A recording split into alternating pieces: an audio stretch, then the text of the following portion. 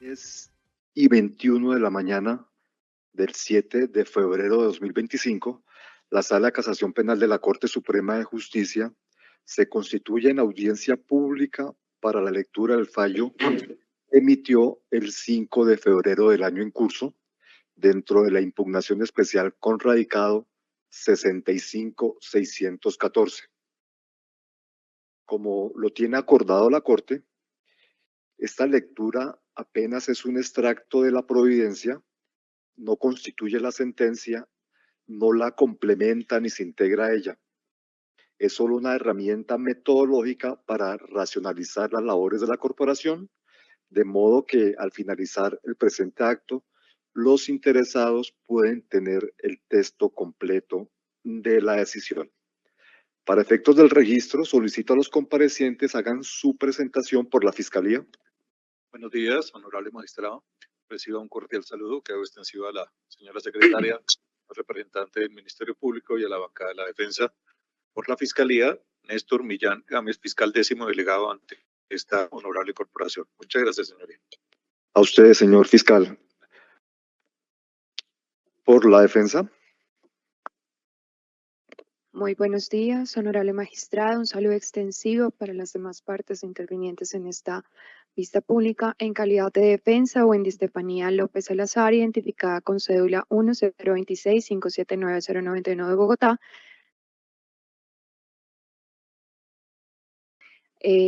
Actualmente represento los intereses de los señores José Aureliano y Wilfredo.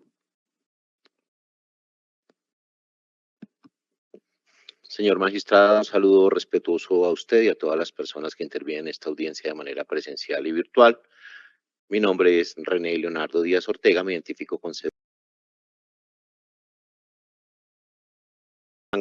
y tarjeta profesional de abogado. Mi dirección de notificación es la carrera.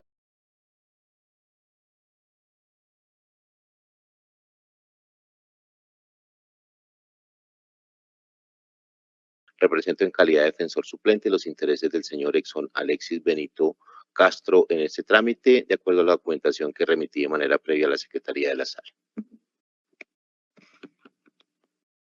Muchas gracias, doctores Díaz y López. Por el Ministerio Público. Muy buenos días para usted, honorable magistrado, lo mismo que para las partes presentes, demás presentes en el recinto. Les habla Jaime Gutiérrez Millán, procurador segundo delegado para casación penal. Gracias, señor procurador. ¿Algún informe relevante para la audiencia, señora secretaria?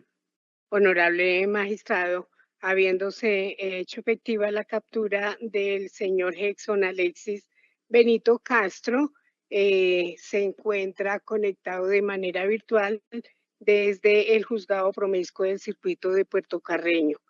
De igual manera, honorable magistrado, la Secretaría le comunicó de la diligencia a los procesados señor José Aureliano Rodríguez Catimay, al correo electrónico que tiene registrado, y al señor Wilfredo Castillo Tovar en la misma condición y por el mismo medio. Se le envió la correspondiente comunicación al alcalde municipal de Santa Rosalía de Vichada en su condición de víctima y a la doctora Paula Naranjo Urrea, apoderada de la víctima, quien informó telefónicamente no comparecerá a la diligencia, tal y como lo pusiera de presente el doctor René Leonardo Díaz Ortega. Efectivamente, la Secretaría recibió un memorial suscrito por el doctor Marlon Fernando Díaz Ortega en su condición de apoderado del procesado Benito Castro, designando al profesional del derecho aquí presente como suplente para que represente los intereses de este procesado.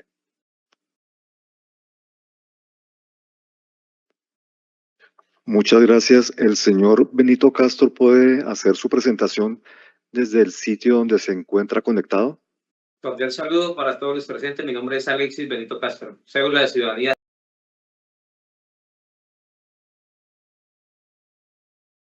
Muchas gracias. De igual manera, se reconoce al doctor Díaz Ortega como defensor suplente en los términos y para los efectos consignados en el memorial al que hizo referencia la señora secretaria. Antecedentes relevantes.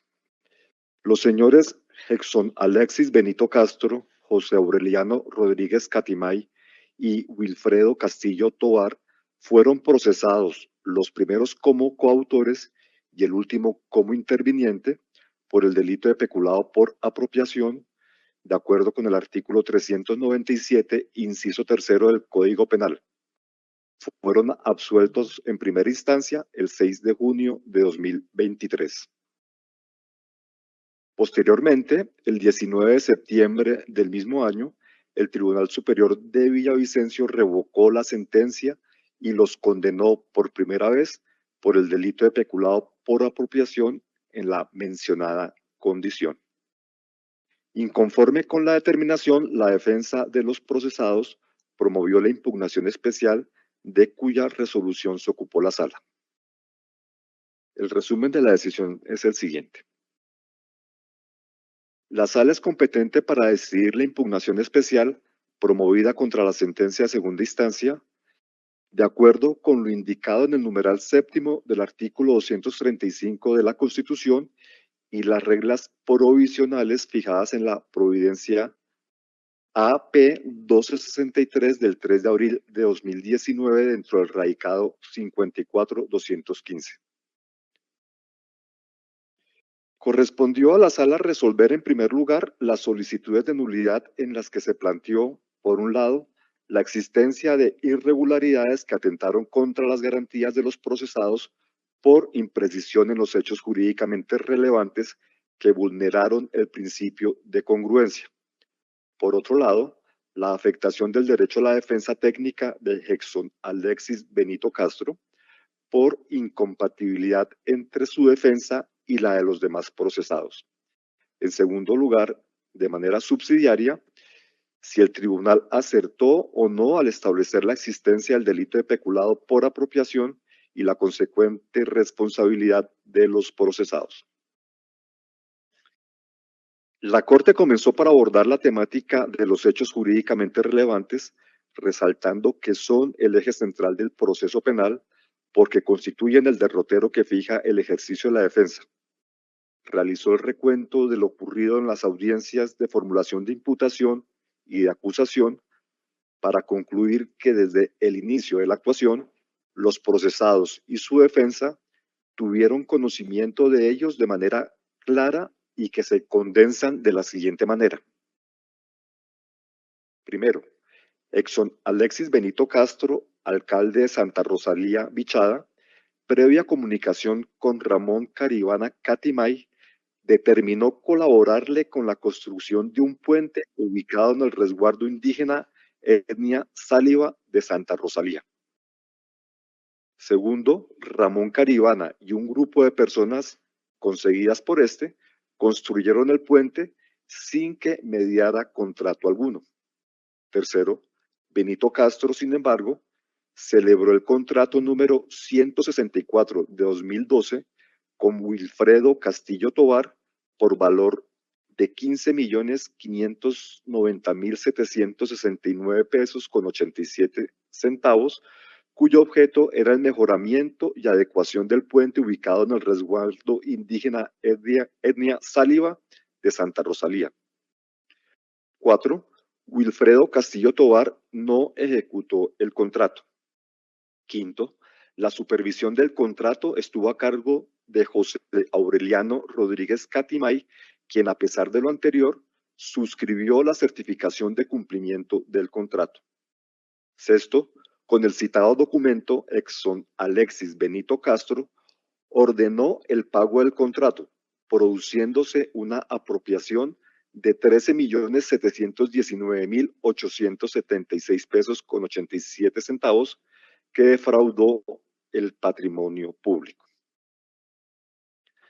Además, los hechos, las circunstancias que los rodearon y la calificación jurídica que se les imputó no fueron modificados ni en la imputación ni en la acusación, menos aún en las sentencias, razón por la cual no se vulneró de manera alguna el principio de congruencia. La defensa de Rodríguez Catimay y Castillo Tovar reclama que no se indicó cuál fue el rol que el rol que cada uno de los procesados desempeñó. Sin embargo, de los hechos se hace evidente que el reproche responde al papel que cada uno ocupó dentro del asunto contractual. Rodríguez Catimay, como supervisor del contrato, certificó su cumplimiento pese a no haberlo verificado, requisito necesario para que se realizara el consecuente pago, como en efecto ocurrió. Castillo Tovar, por su parte, se benefició y obtuvo el pago por la realización de una obra que nunca ejecutó. Agregó que no se estableció en favor de quien se produjo la apropiación ni su cuantía. Esta afirmación es completamente ajena a la realidad, pues se estableció que realizados los descuentos se pagaron 13.719.876 pesos con 87 centavos a favor del contratista, por manera que irrelevante aparece el destino que haya tenido ese dinero después de su pago. También cuestionó cuál fue la función pública relacionada con cada uno. Es claro que la del supervisor, como siempre se dijo, fue la de verificar la ejecución del contrato, que la obra se haya realizado conforme a los requisitos y materiales preestablecidos y así certificar su cumplimiento y suscribir la terminación. Tal aporte era esencial, pues sin dichos documentos no podía proceder el pago. El contratista, por su parte, puso su nombre, estuvo presente el día de la entrega del puente y recibió la suma de dinero mencionada por una obra que no realizó. La defensa de Benito Castro reprochó que de la imputación no se desprenden los elementos ni del peculado ni de la coautoría impropia, lo que tampoco corresponde a la realidad. El sujeto activo del peculado es cualificado y corresponde al servidor público con capacidad de disponer, en este caso, del patrimonio del municipio, que no es otro que el alcalde de Santa Rosalía, el ordenador del gasto. El interventor, por su parte, si bien no es quien disponía de los recursos, es el servidor público a quien le correspondía constatar si se cumplió o no con el objeto del contrato. El contratista fue el tercero favorecido con el dinero del erario sin haber participado en la obra por cuya cuenta le pagaron. La coautoría impropia requiere que haya un acuerdo común, previo o concomitante, tácito o expreso, una división de trabajo y que ese aporte sea esencial. El acuerdo, si bien no se refirió de manera expresa en la imputación y en la acusación, está presente de manera diáfana en los hechos, quedando presente que Benito Castro celebró un contrato con Castillo Tovar para construir un puente, el primero sabiendo que lo iba a hacer Ramón Caribana y el segundo sabiendo que no lo iba a realizar tal y como sucedió. Rodríguez Catimay lo certificó pese a saber que aquel no lo construyó. Ahí está presente el acuerdo para defraudar, cada uno desde su rol, el patrimonio público. Frente a los principios que rigen las nulidades, se resalta nuevamente que los hechos jurídicamente relevantes fueron claros desde el principio. Sin embargo, si hubiera alguna discusión al respecto, la defensa debió haberla planteado en los escenarios que para ello provee el ordenamiento procesal penal, bien solicitando aclaraciones en la imputación, también solicitando aclaraciones al escrito de acusación, o bien reclamando la nulidad que ahora se pretende. De esto habla el principio de convalidación. Tampoco se demostró la trascendencia, pues es evidente que la defensa supo con exactitud de qué tenía que defenderse, al punto que postuló solicitudes probatorias, practicó las que consideró relevantes en el juicio e incluso salió victoriosa luego del debate en primera instancia.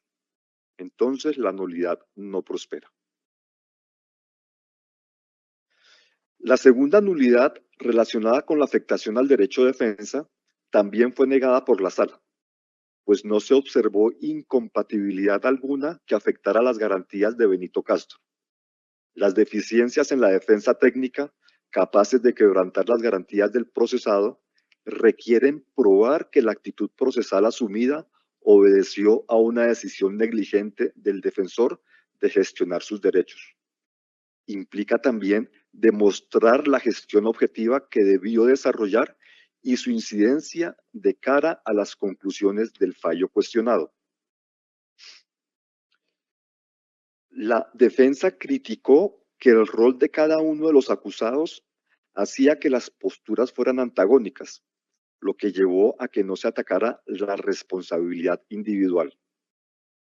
Por ello, Benito Castro no tuvo la posibilidad de cuestionar que si ordenó el pago de la obra fue porque el supervisor certificó el cumplimiento del contrato y eso escapaba a su órbita funcional.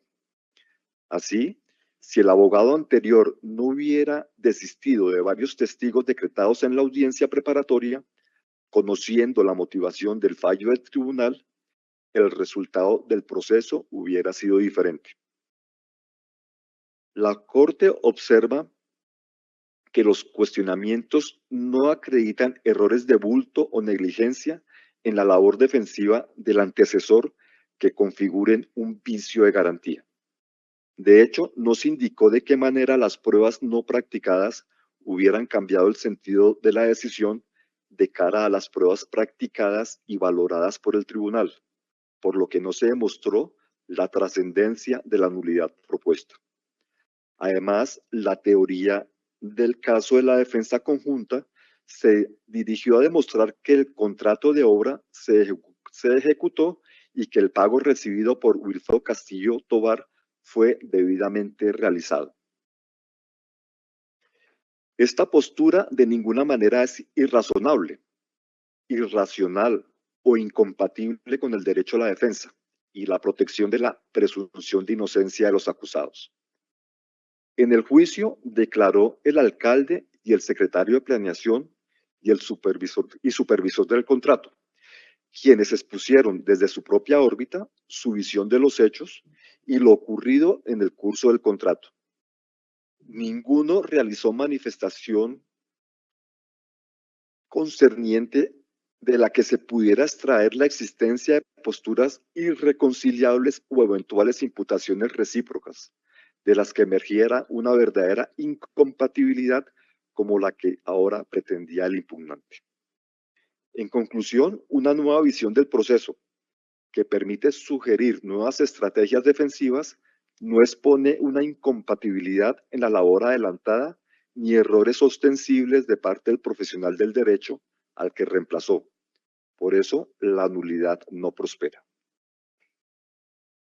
En lo que tiene que ver con la existencia del delito y la responsabilidad de los acusados, se determinó que la condición de servidores públicos del alcalde y del supervisor, así como la condición de contratista del tercero, no fue objeto de discusión, por lo que la calificación de los sujetos activos quedó establecida. Igual ocurrió con la suma que salió del patrimonio estatal, pues no se cuestionó que el contratista recibió la suma de 13.719.876 pesos con 87 centavos. Tampoco fue objeto de controversia que el puente se construyó y se hizo a manos de Ramón Caribana Catimay, acompañado de un equipo de trabajo que éste integró. La discusión se centró en si el contrato celebrado se ejecutó o no, siendo el argumento de la defensa que la rememoración de los testigos para reconocer a Wilfredo Castillo Tovar es consecuencia del paso del tiempo y el tribunal debió reconocerlo. También se cuestionó que el adquén haya desconocido el dicho de Fabián Romero Granados cuando afirmó que visitó la obra en compañía del supervisor por fuera del horario laboral y que por esa razón no fueron vistos por los testigos. Además, ante la incertidumbre sobre quién le pagó a los trabajadores, debió concluirse que fue el contratista. Para la Corte, los citados argumentos plantean críticas, pero no atacan los fundamentos de la decisión del tribunal, que acertadamente rememoró el dicho de los testigos. Estos, al unísono, dijeron no conocer a Wilfredo Castillo Tovar y de ellos no se advirtió ningún ánimo vindicativo contra los acusados. Los demás argumentos que pretenden acreditar la realización de la obra por el contratista, basados en la presencia de Fabián Romero Granados como supervisor delegado y la incertidumbre sobre quién realizó los pagos, tampoco tiene vocación de éxito. Así, José Aureliano Rodríguez Catimay hubiera visitado la obra, aunque no hay prueba de ello, y pese a que Romero Granados estuvo una vez allí, antes de la entrega, nada informa de la presencia del contratista ni de la delegación que hizo a los trabajadores para construir el puente. Por otro lado, asumir que los pagos pudieron haber sido realizados por el contratista no pasa de ser una especulación carente de soporte probatorio. La sala encuentra que la revisión del testimonio de Romero Granados, que hizo afirmaciones que no se compadecen con lo dicho por los demás testigos, incluidos los de descargo, otras carecen de soporte probatorio o son de referencia, todo lo cual llevó a que el tribunal le restara credibilidad. Sin embargo, más allá de cualquier cuestionamiento, lo cierto es que no existe prueba alguna que corrobore su labor de supervisión o sus múltiples visitas a la obra, o que haya ido acompañado de José Aureliano Rodríguez Catimay, o que sí hubo delegación del contratista a los trabajadores. En otras palabras, el dicho del testigo no permite acreditar que el contratista haya realizado la obra. Los cuestionamientos sobre las personas y la forma en que se realizaron los pagos no pueden llevar a concluir que fueron realizados por el contratista. Las hipótesis alternativas que ofrecen las pruebas se reducen a si los hizo Ramón Caribana o Fabián Romero Granados, pues ningún testigo dio cuenta de haber tenido contacto con Wilfredo Castillo Tovar. En ese sentido, la afirmación consistente en que pudo ser el contratista el que realizó los pagos sí podría constituir una suposición, ya que no existe prueba de ello. La prueba de descargo, además, permitió corroborar que hubo diferencias entre el material contratado y el instalado, lo que no podía ser de otra forma, pues si el contratista hubiera ejecutado la obra, hubiera utilizado el material al que se comprometió conforme al presupuesto y a la descripción de la obra. Por último, en cuanto al dolo, se probó que Ramón Caribana Catimay le informó al alcalde la necesidad de que se construyera el puente a través de su testimonio, del de Fabián Romero Granados y el mismo Benito Castro. Este le dijo que lo hiciera por sus propios medios y a pesar de ello, se adelantó el trámite que culminó en el contrato número 164 de 2012, cuyo contratista fue Wilfredo Castillo Tovar. Para la sala, no surge duda alguna sobre el conocimiento que tuvo Benito Castro del hecho de que quien construyó el puente fue Ramón Caribana Catimay y no el contratista. El alcalde suscribió un contrato a sabiendas de que no se iba a ejecutar y procedió a realizar su pago con el pleno conocimiento de que eso no fue así. El argumento exculpatorio de que delegó la supervisión del contrato y por ende no tenía la posibilidad de saber si realmente Castillo Tovar lo ejecutó, se contradice con la realidad, pues si hubo un acuerdo privado con Ramón Caribana para que la obra se hiciera a través de las manos de particulares, no podía disponer del patrimonio público para pagar un trabajo que el contratista no ejecutó. La certificación de cumplimiento y la confianza legítima en el acto de delegación no son más que argumentos que se contradicen con la realidad. José Aureliano Rodríguez Catimay tenía como función hacer seguimiento técnico, administrativo, financiero, contable y jurídico al contrato número 164 de 2002, conforme a lo dispuesto por la Ley 1474 de 2011. Dijo haber ido varias veces a la obra, pero nadie lo vio. Y además, se demostró que no cumplió con las labores que la ley ordenaba frente a ella.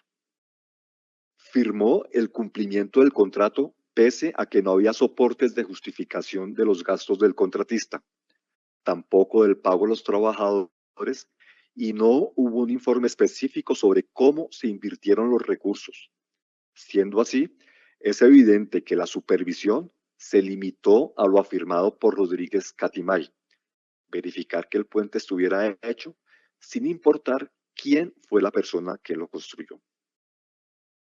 La sala concluye que José Aureliano Rodríguez Catimay sabía que la obra la había ejecutado Ramón Caribana Catimay y su equipo, que el material utilizado no correspondía con el contratado, que no hubo informes de los gastos realizados y que no hubo soportes de los pagos de materia prima ni de trabajadores. Aún así, suscribió la certificación de cumplimiento del contrato, por lo que obró con conocimiento y voluntad de transgredir el ordenamiento jurídico. El dolo de Wilfredo Castillo Tovar, por último, se evidenció al aceptar el pago por un contrato estatal que sabía que nunca ejecutó. Para no redundar en argumentos, recuérdese que ninguno de los testigos lo conoció, nadie lo vio en la obra, no delegó a nadie para su ejecución, no hay soportes de la ejecución del objeto contratado, pero estuvo ahí para la entrega del puente. La Corte observa que el acuerdo común se materializó de la forma descrita. El alcalde celebrando un contrato que no se requería y ordenando el pago, pese a saber que no fue el contratista el que lo ejecutó. El contratista poniendo su nombre para hacerse al pago y haciendo la entrega como si lo hubiera hecho. El supervisor certificando el cumplimiento de un objeto contractual que no verificó y con conocimiento de que no fue el contratista el que lo adelantó. Así las cosas, se impone confirmar el fallo impugnado. En mérito de lo expuesto, la Sala de Casación Penal de la Corte Suprema de Justicia, administrando justicia en nombre de la República y por autoridad de la ley, resuelve: primero, confirmar la sentencia de segunda instancia proferida el 19 de septiembre de 2023 por la Sala Penal del Tribunal Superior del Distrito Judicial de Villavicencio, mediante la cual condenó por primera vez a Exxon Alexis Benito Castro, José Aureliano Rodríguez Catimay y Wilfredo Castillo Tovar, los primeros como coautores y el último como interviniente del delito de peculado por apropiación. Segundo, disponer la captura inmediata de los procesados. Por secretaría, libres de la orden de captura y una vez ejecutada deberán ser puestos a disposición del juzgado de origen. Tercero, se ordena devolver la actuación a la autoridad judicial de origen.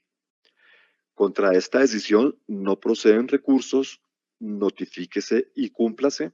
Por parte del suscrito se deja constancia que esta decisión fue suscrita sin salvamento de voto por la totalidad de los miembros de la Sala de Casación Penal de la Corte. De esta manera, doy por finalizada la diligencia. Agradezco a todos su asistencia y atención. Muchas gracias. Pueden retirarse.